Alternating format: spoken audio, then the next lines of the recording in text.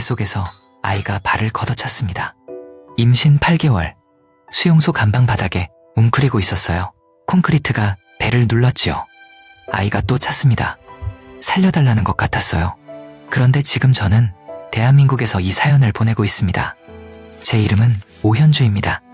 요덕 정치범 수용소 15호 관리소 출신이에요.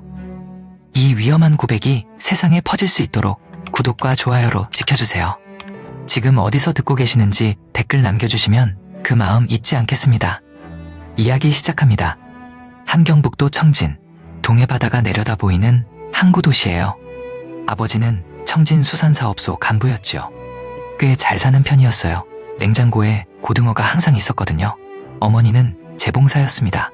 동네 사람들 옷을 고쳐주었지요. 한 벌 고칠 때마다 쌀 한 대를 받았어요. 손이 빨라야 가족이 산다. 어머니 입버릇이었지요. 저는 셋째 딸이었습니다. 언니 둘은 공장에 배치받았어요. 저는 청진의학전문학교에 들어갔지요. 간호사가 되고 싶었습니다.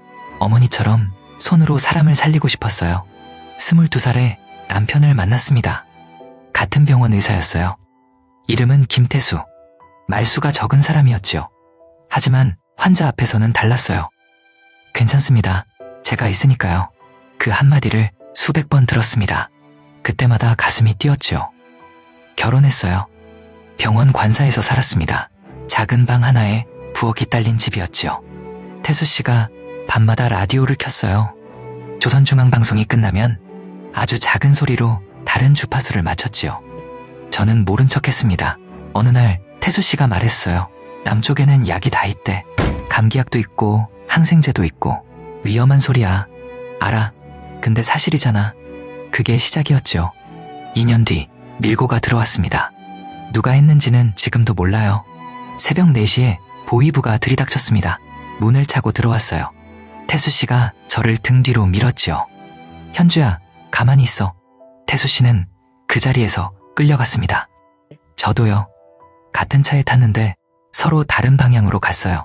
뒤돌아볼 수 없었습니다. 보위원이 머리채를 잡고 있었거든요. 마지막으로 본 태수 씨의 얼굴. 입술이 움직였어요. 소리가 안 났지만 읽을 수 있었습니다. 괜찮아. 환자한테 하던 그 말이었지요. 요덕 15호 관리소. 거기가 지옥인 줄은 들어가 보고 알았어요. 콘크리트 간방이었습니다. 가로 2m, 세로 3m. 창문은 손바닥만 했어요. 하루에 옥수수죽 한 그릇. 그것도 매일은 아니었지요. 간수들이 말했습니다. 너희는 사람이 아니야. 진짜로 사람 취급을 안 했어요. 이름 대신 번호로 불렸지요. 저는 847번이었습니다. 수용소에서 석 달을 보냈어요. 강제 노동을 했지요. 돌을 나르고 밭을 갈았습니다. 겨울이었어요. 맨손으로 얼어붙은 흙을 팠지요. 손톱이 빠졌습니다. 피가 흙에 섞였어요. 그 와중에 알게 됐습니다. 임신이었어요. 생리가 멈추고 배가 나오기 시작했지요. 석 달째였습니다. 간수에게 알리면 어떻게 될지 알았어요. 수용소에서 아이를 낳으면 아이도 수감자가 됩니다. 태어나자마자 번호를 받는 거예요. 848번. 제 아이가 848번이 되는 겁니다. 숨겼어요. 헐렁한 작업복 안에 배를 감췄지요. 허리를 구부리고 일했습니다. 누가 봐도 그냥 등이 굽은 여자로 보이게요. 5개월, 6개월, 7개월. 배가 커질수록 숨기기 어려워졌어요. 작업복 안에 누더기를 채워서 다른 사람들도 똑같이 불룩해 보이게 했지요. 같은 간방에 순이 언니가 알아챘습니다. 밤에 제 손을 잡았어요. 뱃속에 뭐 있지? 나한테는 말해도 돼. 아이가 있어요. 순이 언니가 한참을 가만히 있었어요. 나가야 해. 여기서 나오면 둘 다 죽어. 순이 언니는 수용소 8년 차였습니다. 탈출을 3번 시도한 사람이었어요. 3번 다 실패했지요. 그래서 방법을 알고 있었습니다. 어디가 허술한지, 언제 간수가 교대하는지, 어느 철조망이 녹슬어 있는지. 나는 못 나가. 다리가 망가졌으니까. 순이 언니 왼쪽 다리는 2번째 탈출 때 부러진 뒤로 못 쓰게 됐어요. 근데 네 아이는 나가야 해. 임신 8개월 되던 날 새벽 3시 간수교대 시간은 정확히 12분이었습니다. 순이 언니가 반대편에서 소리를 질렀어요. 살려줘. 사람이 죽어가. 간수들이 뛰어갔지요. 12분. 철조망까지 200m. 배를 안고 달렸습니다. 달린다기보다 굴러갔지요. 뱃속에서 아이가 미친 듯이 찼습니다. 지금은 안 돼. 제발 지금은 가만히 있어. 녹슨 철조망을 찢었어요. 손바닥이 찢어졌습니다. 피가 철사를 타고 흘렀지요. 빠져나왔어요. 뒤에서 호루라기가 울렸습니다. 순이 언니가 붙잡힌 거예요. 뒤돌아보고 싶었습니다. 하지만 순이 언니가 말했었지요. 절대 뒤돌아보지 마. 앞만 봐. 산으로 들어갔습니다. 함경북도 산맥을 타고 북쪽으로 두만강까지 직선거리 80km. 임신 8개월에 산을 넘은 거예요. 사흘을 걸었습니다. 풀뿌리를 뜯어먹었어요. 계곡물을 마셨지요. 뱃속 아이한테 말했습니다. 조금만 버텨. 엄마가 데리고 나갈게. 아이가 발을 걷어찼어요. 알았다는 것 같았지요. 두만강에 도착했을 때 밤이었습니다. 물이 무릎까지 찼어요. 9월이라 차갑지는 않았지만 물살이 샜지요. 배를 높이 들고 건넜습니다. 넘어지면 아이가 죽을 수 있었어요. 중국 쪽에 올라섰을 때 무릎이 꺾였습니다. 흙바닥에 엎드렸지요. 뱃속에서 아이가 조용했어요. 심장이 철렁했습니다. 배를 쓸어내렸어요. 턱, 발길질이었습니다. 살아있었어요. 중국에서의 삶은 또 다른 지옥이었습니다. 돈이 없었어요. 말이 통하지 않았지요. 교회 은신처를 찾았는데 거기서 일주일 만에 아이가 나왔습니다. 병원도 못 가고요. 교회 바닥에서 나왔어요. 딸이었습니다. 2.1kg. 새끼손가락만 한 손으로 제 검지를 잡았어요. 이름을 지었습니다. 하늘. 수용소 간방에서 손바닥만한 창으로 올려다보던 그 하늘이요. 하늘이를 안고 숨어 살았습니다. 하지만 3개월 뒤에 공안에 잡혔어요. 북송. 아이는 중국 교회에 맡기고 저 혼자 트럭에 실렸습니다. 하늘이를 놓은 그 순간 팔이 비는 느낌.